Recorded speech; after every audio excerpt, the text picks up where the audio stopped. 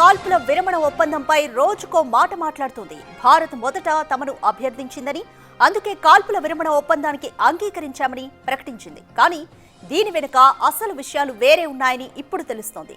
Pak air బేస్లపై Bharat దాడులు చేసింది. దీనికి సంబంధించిన ఆధారాలతో సహా ఇప్పటికే ప్రపంచం ముందు పెట్టింది భారత్. అయితే ఈ దాడులు కేవలం ఎయిర్ బేస్లపై మాత్రమే కాకుండా న్యూక్లియర్ ఇన్ఫ్రాస్ట్రక్చర్లను కూడా టార్గెట్ చేసిందా? అందుకే పాక్ దెబ్బకు దిగొచ్చిందా అంటే అవుననే సమాధానాలు వినిపిస్తున్నాయి.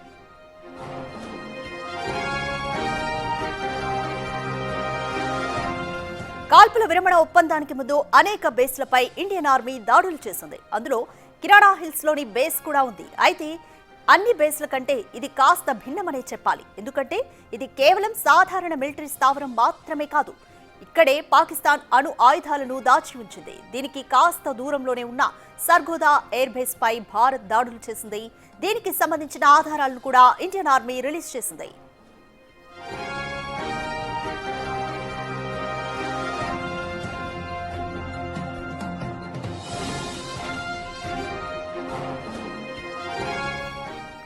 కానీ ఇండియన్ ఆర్మీ విషయం పూర్తిగా చెప్పినట్టు కనిపించడం లేదు. పాక్ న్యూక్లియర్ స్థావరాల సమీపంలో కూడా దాడులు జరిగినట్లు తెలుస్తోంది.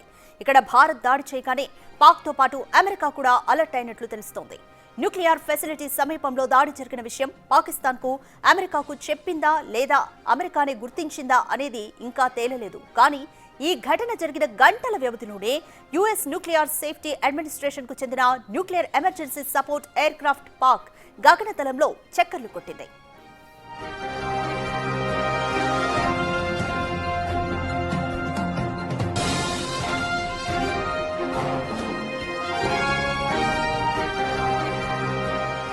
B-350 AMS aircraft radiation leak తో పాటు పరిస్థితిని అంచనా వేస్తోంది. వెంటనే దీనికి సంబంధించిన విషయం అగ్రరాజ్యానికి చేరడం, అక్కడి నుంచి పాకిస్తాన్ కు కాల్ వెళ్లడం, వెంటనే భారత్ డీజీఎంఓతో మాట్లాడాలని ఆదేశించడం జరిగిపోయింది.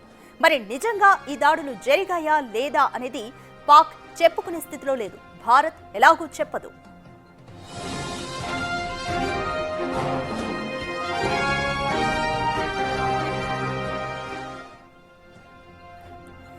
ఇదే విషయానికి సంబంధించి మోర్ డీటెయిల్స్ మా ప్రతినిధి శివ అందిస్తారు. రైట్, కిరాణా హిల్స్ లోని న్యూక్లియర్ సంబంధించిన విమానంపై దాడి జరగడంతోనే పాక్ దిగి వచ్చింది అన్న దానిలో వాస్తవం ఎంత ఉంది శివ?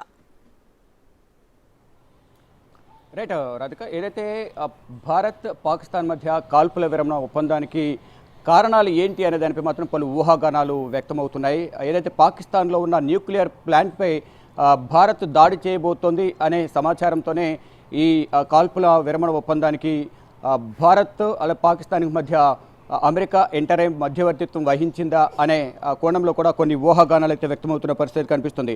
అంటే ఏదైతే పాకిస్తాన్కి సంబంధించిన న్యూక్లియర్ సెట్లు అయితే ఉన్నాయో దానికి సమీపంలోనే 6-7 కిలోమీటర్ల దూరంలోనే దాడి జరిగింది. ఇండైరెక్ట్గా కొన్ని సంకేతాలు కూడా పంపించినట్టుగా తెలుస్తుంది.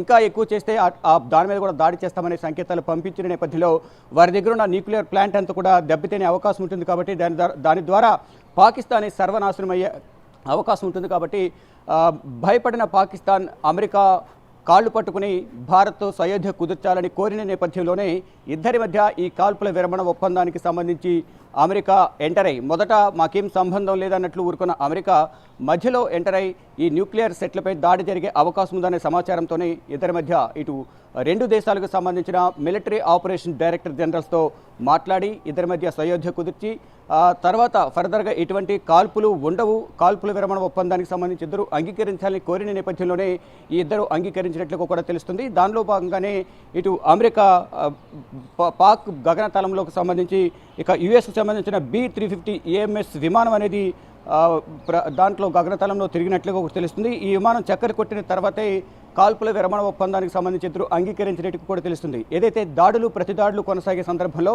భారత్ పాకిస్తాన్ టార్గెట్ చేసిన దాడిలో ఏదైతే న్యూక్లియర్ ప్లాంట్ ఏదైతే ఉందో పాకిస్తాన్కి సంబంధించి దానికి అతి సమీపంలోనే 6-7 కిలోమీటర్ల దూరంలో డ్రోన్ ద్వారా అటాక్ చేసిన నేపథ్యంలో అది అతి సమీపంలో అంటే ముందుగానే సంకేతాలు ఇంకా మరీ విచ్చలవిడిగా దాడి చేస్తే మాత్రం ఆ న్యూక్లియర్ ప్లాంట్ ఏదైతే ఉందో సైట్లను పేల్చేస్తామనే సంకేతాలు ఇచ్చిన నేపథ్యంలోనే భారత్తో కాళ్ళబేరానికి వచ్చినట్లు కూడా తెలుస్తుంది. దానిలో భాగంగానే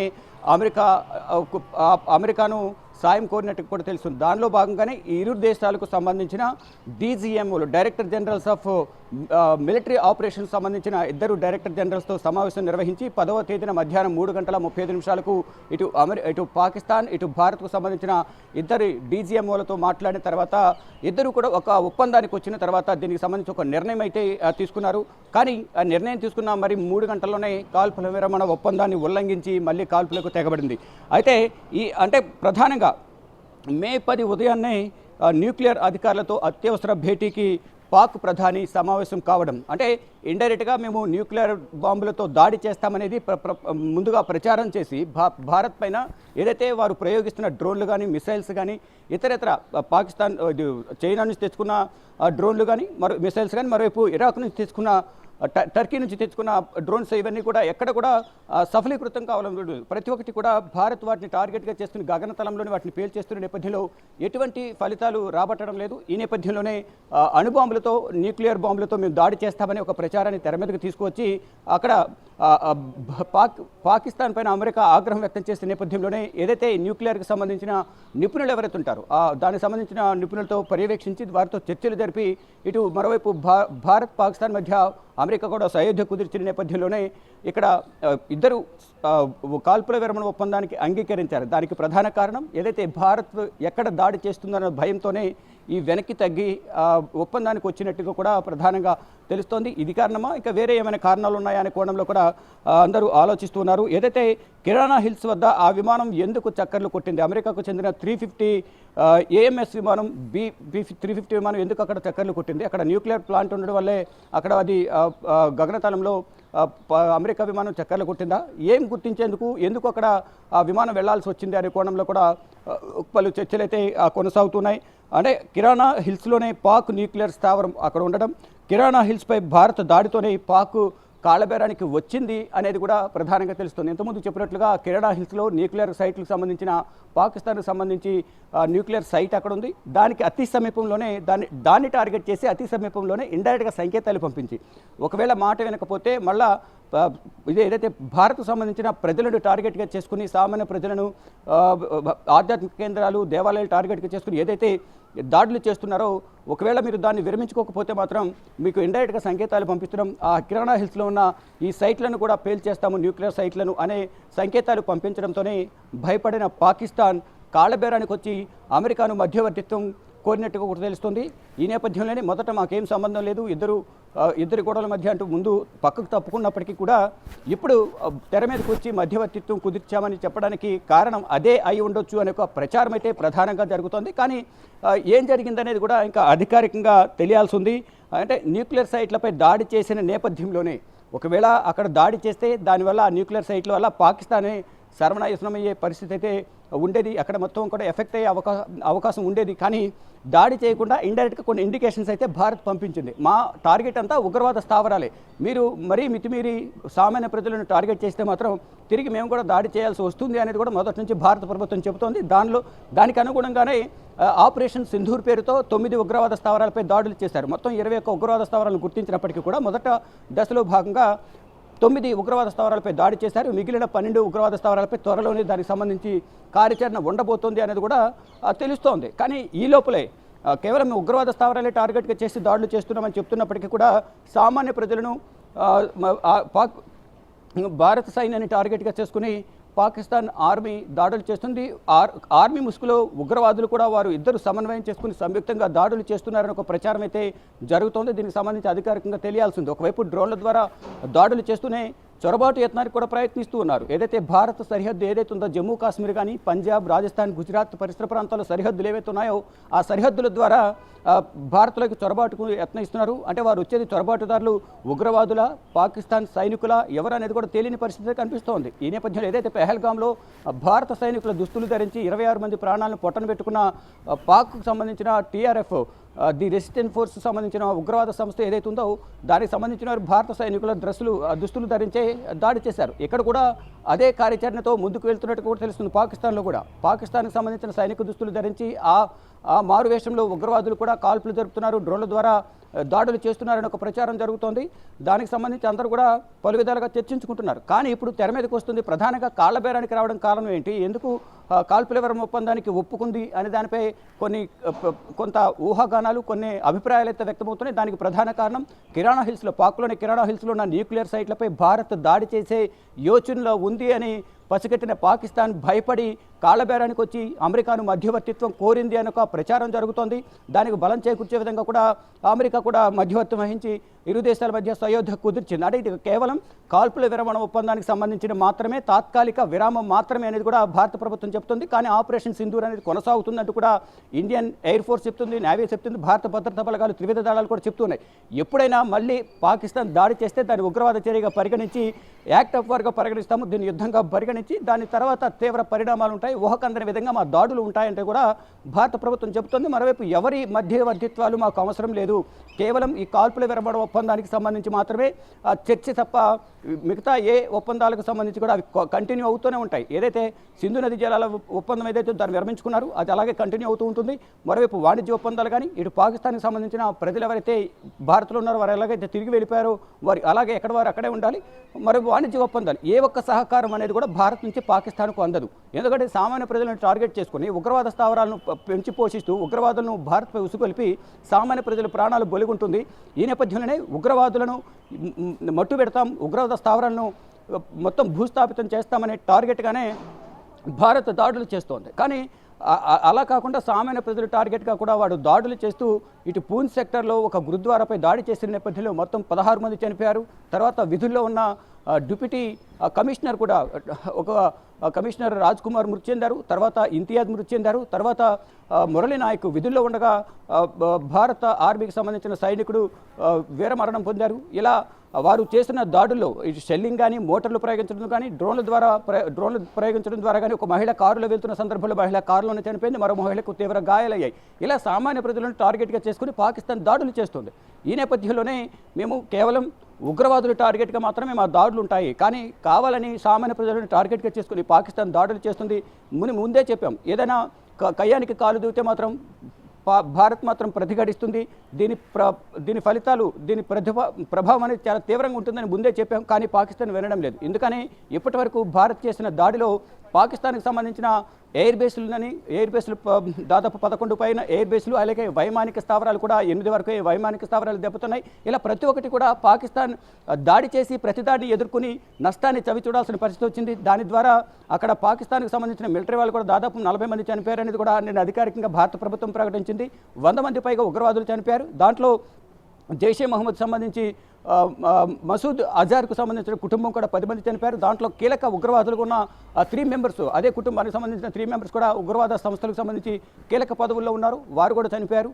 ఇలా అనేక మంది ఉగ్రవాద స్థావరాలకు సంబంధించిన ఉగ్రవాదులు చనిపోయారు. కానీ వాళ్ళు అధికారికంగా ఉగ్రవాదుల అంత్యక్రియలో పాల్గొనడం, వారికి దగ్గరుండి పాకిస్తాన్ జెండా కప్పి అంత్యక్రియలు నిర్వహించడం, వారిని పరామర్శించడం, ఆసుపత్రిలో ఉండి వైద్య చికిత్సలు అందించడం, ఇదంతా కూడా ఎవరో దేశం కోసం పోరాడిన వారు, సైనికులు, ఇతర ఎవరైనా అయితే వారు అంత్యక్రియలు చేస్తే వారి కార్యక్రమాలు పాల్గొంటే బాగానే ఉంటుంది. కానీ దగ్గరుండి ఉగ్రవాదులను ప్రోత్సహించి, ఉగ్రవాదులు ఏదైతే దేశాన్ని నాశనం చేస్తున్న ఉగ్రవాదులకు వారు అండగా ఉంటూ ఈ విధంగా వ్యవహరించడం కరెక్ట్ కాదనేది కూడా భారత్ భావిస్తూ ఉంది. ఈ నేపథ్యంలోనే మొదటి నుంచి కూడా భారత్ చెప్తా ఉంది ఒకటే, ఉగ్రవాద స్థావరాలని అసలు ఉగ్రవాదం అనేది లేకుండా చేస్తాము. ఎవరైతే ఉగ్రవాదాన్ని ప్రోత్సహిస్తున్నారో, ఎవరైతే ఉగ్రవాద స్థావరాలకు ఏర్పరచుకుని అక్కడ శిక్షణ కానీ ట్రైనింగ్ ఇచ్చి ఇతర దేశాలపై వారిని టార్గెట్గా పంపిస్తున్నారో అటువంటి ప్రాంతాన్ని ప్రోత్సహించిన వారిని కూడా తుడిచిపారేస్తామంటూ మొదటి నుంచి ప్రధాని నరేంద్ర మోడీ చెప్పారు. దానికి అనుగుణంగానే త్రివిధ దళాధిపతులకు కూడా, త్రివిధ దళాలకు అవే దిశానిర్దేశం చేస్తున్నారు. ఇక సరిహద్దుల త్రివిధ దళాలు కూడా సిద్ధంగా ఉన్నాయి. ఏ సమయంలో ఎప్పుడైనా యుద్ధానికి సిద్ధంగా ఉన్నామంటూ కూడా త్రివిధ దళాలు చెప్తూ ఉన్నాయి. దానికి అనుగుణంగానే పాకిస్తాన్ దాడులను సమర్థవంతంగా తిప్పికొడుతున్నాయి. వారి దగ్గరున్న మొదటి రోజు దాడి చేసిన 300 నుంచి 400 డ్రోన్లు టర్కీ నుంచి తెచ్చుకున్నారు. అవి ఎటువంటి ప్రభావం చూపించలేదు. ఇటు చైనా నుంచి తీసుకొచ్చిన మిసైల్స్ కూడా ఎటువంటి ప్రభావం చూపించలేదు. మొత్తం వారి దగ్గర ఉన్న మిసైల్స్ కానీ డ్రోన్లు కానీ ఎటువంటి ప్రభావం అనేది చూపించలేదు. కొన్ని చోట్ల పాక్షికంగా ఆస్తి దెబ్బతిన్నప్పటికీ కూడా సామాన్య ప్రజలను దాదాపు 20 మంది వరకు కూడా ప్రాణాలను పొట్టన పెట్టుకుంది. అంటే సామాన్యుల టార్గెట్గా మాత్రమే పాకిస్తాన్ ఈ దాడులు చేస్తుంది తప్ప మేము ఉగ్రవాదానికి సంబంధించి నిర్మూలించమని మేము అడుగుతుంటే వీరు సామాన్యులను టార్గెట్ చేసుకుని, సైనికులను టార్గెట్గా చేసుకుని దాడులు చేస్తుంది. మాటికి కాల్పుల విరమణ ఒప్పందాన్ని ఉల్లంఘించి సరిహద్దుల్లో కూడా దాడులకు తెగబడుతుంది. దీనికి ఒక పరిష్కారం కావాలనేది మేము భావిస్తున్నాం. అంతే తప్ప మేము పాకిస్తాన్కి సంబంధించిన సామాన్య ప్రజలు కానీ, సైనికుల మీద ఎట్టి పరిస్థితులు, ఆస్తుల మీద కూడా ఎటువంటి పరిస్థితుల్లో మేము దాడులు చేయడం లేదు. కేవలం పాకిస్తానే దాడులు చేస్తుంది. దానికి ప్రతిగా ఎవరైనా ఒక దెబ్బ కొట్టినప్పుడు దానికి ప్రతిగా దెబ్బ కొట్టకపోతే ఎవరు వెనకడుగు వేసే అవకాశం ఉంటుంది. అంటే దాడి చేస్తుంటే మళ్ళీ దాడులు చేసే అవకాశం ఉంటుంది. ఆ దాడిని ఎదుర్కొన్నప్పుడే మన ధైర్యం అనేది మన బలం అనేది తెలిస్తే అవకాశం ఉంటుంది. కాబట్టి మేము కూడా దాడి చేయాల్సిన పరిస్థితి వచ్చింది అనేది కూడా మధ్యవర్తిత్వం వహిస్తున్న సందర్భంలో అమెరికాకు చెప్పిన పరిస్థితి కనిపిస్తోంది. కానీ ఇప్పుడు కనుక వాళ్ళు కాలబేర రావడానికి ప్రధాన కారణంగా ఏదైతే కిరాణా హిల్స్లో పాకిస్తాన్కి సంబంధించిన ఏదైతే న్యూక్లియర్ సైట్స్ న్యూక్లియర్ ప్లాంట్ ఏదైతే ఉందో దాని మీద దాడి చేసే యోచనలో భారత్ ఉంది. ఇండైరెక్ట్గా సంకేతాలు కూడా పంపించింది. ఆ సైట్స్కి దగ్గరలోనే ఒక డ్రోన్ను ప్రయోగించి భారీ పేలుడు సంభవించింది. కాబట్టి దానికి సంబంధించి మరలా ఇలాగే విచ్చలవిడిగా విర్రవీగి ఏమైనా దాడులు చేస్తే మాత్రం ఆ ప్లాంట్ను పేల్చేస్తామనే సంకేతాలు భారత్ పంపించింది అనే అభిప్రాయంలో పాకిస్తాన్ ఉండి కాళ్ళబేరానికి వచ్చిందంటూ కూడా ఒక ప్రచారం అయితే జరుగుతోంది. దానికి సంబంధించి మధ్యవర్తిత్వం వహించాలంటూ కూడా అమెరికాను కోరిన నేపథ్యంలో అప్పటి వరకు మిన్నకుండిన అమెరికా అధ్యక్షుడు డొనాల్డ్ ట్రంప్ వాళ్ళే చూసుకుంటారు, మాకేం సంబంధం లేదు, రెండు దేశాల మధ్య వివాదం అది అంటూ కూడా ఉగ్రవాదానికి సంబంధించిన చర్య, దీన్ని మేము జోక్యం చేసుకోమని చెప్పినప్పటికీ కూడా మధ్యలో ఉన్నట్టుండి వాళ్ళు అంటే పాకిస్తాన్ ముందుగా కేవలం అమెరికా వద్దకే వెళ్ళలేదు, ఇతర దేశాల వద్దకు కూడా వెళ్ళినప్పటికీ కూడా మేము చెప్తే భారత్ వినదు, కేవలం అమెరికా చెప్తే వినొచ్చు అని వారు సలహా ఇచ్చిన నేపథ్యంలోనే ఇతర దేశాలను సంప్రదించిన తర్వాత అమెరికా వద్దకు వెళ్ళారు. అమెరికా ఎంటర్ అయిన తర్వాత ముందుగా డైరెక్టర్ జనరల్ మినిస్ట్రీ ఆపరేషన్ సంబంధించి మిలిటరీ ఆపరేషన్ సంబంధించిన డైరెక్టర్ జనరల్తో మాట్లాడారు. దానికన్నా ముందు అమెరికా కార్యదర్శి మార్కో రూబియో విదేశాంగ శాఖ మంత్రి జయశంకర్తో కూడా మాట్లాడారు. జయశంకర్ కూడా ఒకటే చెప్పారు, మేము కేవలం ఉగ్రవాదులకు వ్యతిరేకంగా మాత్రం మేము పనిచేస్తున్నాం, అక్కడ సైనికులకు కానీ సామాన్య ప్రజలకు కానీ అక్కడ ఉన్న ఆస్తులకు కానీ మేము ఎటువంటి నష్టం చేకూర్చమని చెప్పారు. వారు కనుక దాడులు చేస్తే మేము ప్రతి దాడులు చేస్తామని కూడా విదేశాంగ శాఖ మంత్రి చెప్పిన నేపథ్యంలోనే తర్వాత అక్కడున్న అధికారులతో మాట్లాడారు. ఇక ఫైనల్గా ఏదైతే కాళ్ళబేరానికి రావడానికి గల ప్రధాన కారణం అక్కడున్న న్యూక్లియర్ ప్లాంట్పై దాడి చేస్తారు, దాడి చేస్తే మనకు నష్టం వాటిల్లే అవకాశం ఉంది అనేది కూడా ప్రధానంగా వారు భావించారు. అందులోనూ పాకిస్తాన్ గగనతలంపై B-350 AMS అమెరికాకు సంబంధించిన అమెరికా విమానం అక్కడ ఎందుకు గగనతలంలో విహరించింది, అక్కడ ఏం గుర్తించింది, ఎందుకు ఇద్దరి మధ్య సయోధ్య కుదిర్చింది, దీనికి కారణం ఈ న్యూక్లియర్ ప్లాంట్ భారత్ పేల్చేస్తుందనే భయంతోనేనా అనే కొన్ని ఊహాగానాలు అయితే వ్యక్తమవుతూ ఉన్నాయి. Thank you Shiva.